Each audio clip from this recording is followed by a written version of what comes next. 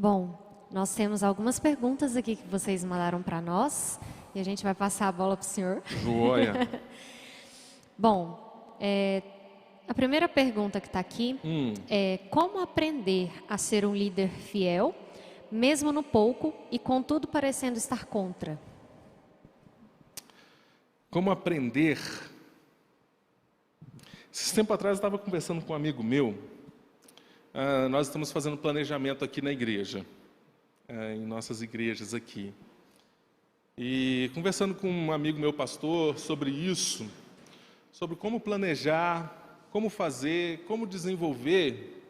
E a gente passou um longo tempo discutindo sobre os recursos. Eu gosto muito das estratégias de marketing, eu gosto muito de usar os recursos da internet. E por um momento eu parei e falei para ele, mas sabe como é feito o planejamento de uma igreja? Sabe como eu posso aprender a caminhar com fidelidade? Muitas vezes, não é passando muito tempo debruçado com uma caneta e um papel na mão, mas talvez é mais tempo com uma cadeirinha encostada e um joelho no chão. Então, essa palavra, talvez para a minha vida, foi uma das mais desafiadoras deste ano, porque eu preciso aprender muito também. E às vezes nós queremos aprender com aquilo que é secular, mas no relacionamento com Deus, então na sua palavra, na simplicidade das Escrituras e numa vida de oração. Então eu diria para esse jovem, busca ao Senhor, leia a palavra de Deus, se debruça em conhecer ao Senhor, em ter um relacionamento com Ele. A partir disso, o Espírito Santo de Deus vai trabalhando, vai conduzindo as nossas vidas, e aí vai. A gente tem a mania de sempre querer alguns métodos muito mirabolantes ou que funcionou alguns numa atalhos. igreja lá. Sim. O que o senhor disse sobre estratégias de marketing, saber usar bem as ferramentas que nós temos é importante. Claro.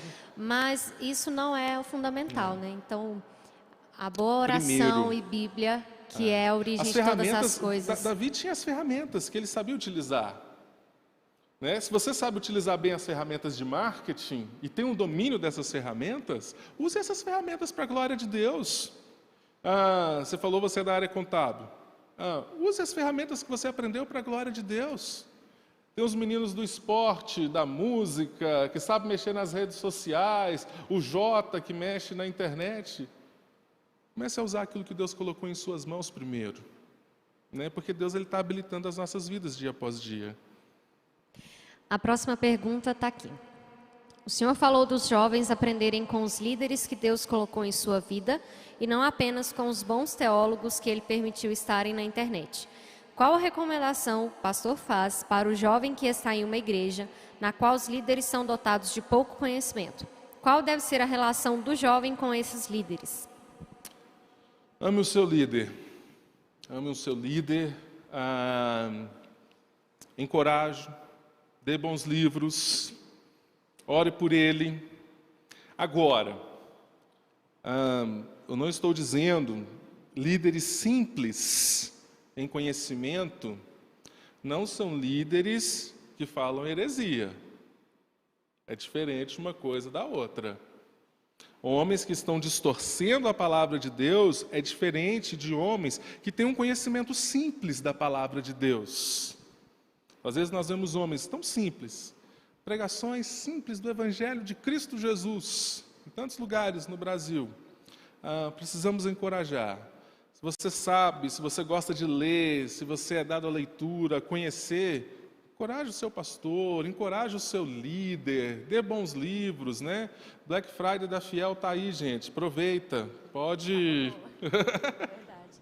Realmente, nós temos algumas lideranças em nossas igrejas e que não necessariamente é um pastor ou um presbítero, mas que a vida daquele crente é um exemplo, né, dentro da comunidade ali. A gente vê alguns pastores na internet, mas a gente não sabe como é o dia a dia dele, né? A gente tem uma percepção muito pequena. Nossa, ele é muito bom. De fato, ele expõe muito bem. Lógico. Mas aquela vida diariamente ali em igreja, né, de aprender com pessoas que são anônimas, Justamente. mas que são verdadeiros cristãos, né? Tem muito a nos ensinar. Isso que é importante. Verdade. E a última pergunta que tem aqui tem mais a ver com o contexto que a gente está vivendo. Percebo que a linha é tênue. Como um jovem cristão deve lidar com os erros e abusos por parte das autoridades e, ao mesmo tempo, respeitar e honrar essas autoridades? Por exemplo, no caso da quarentena, vimos um tratamento distinto quanto a escolas, universidades e o período eleitoral. Nossa, aí vocês apertaram mesmo, hein, gente? Nossa! Sendo coerente. Primeiro, coerente, a Bíblia não diz para nós, fiquem em casa, ou vão à igreja, fechem tudo. A Bíblia não diz isso. Mas a Bíblia fala a respeito da preservação da vida, do cuidado com o próximo.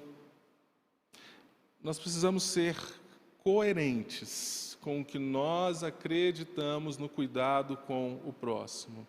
Se tem uma boa resposta para isso ame o seu próximo como a você mesmo. Então, cuide deles. Agora, como fazer através da incoerência da política, no período eleitoral, talvez na iminência de fechar tudo novamente agora? Ore pelas autoridades, para que esses homens tenham sabedoria. Vamos orar pelas autoridades, para que esses homens possam ter o temor do Senhor e agir com sabedoria. Devemos orar pelos nossos líderes políticos e viver com coerência. Chegou mais uma outra pergunta aqui. O pessoal hoje está animado. O senhor acha que estamos em uma fase de um reavivamento espiritual? Pois ando vendo alguns líderes falando muito sobre esse lado espiritual.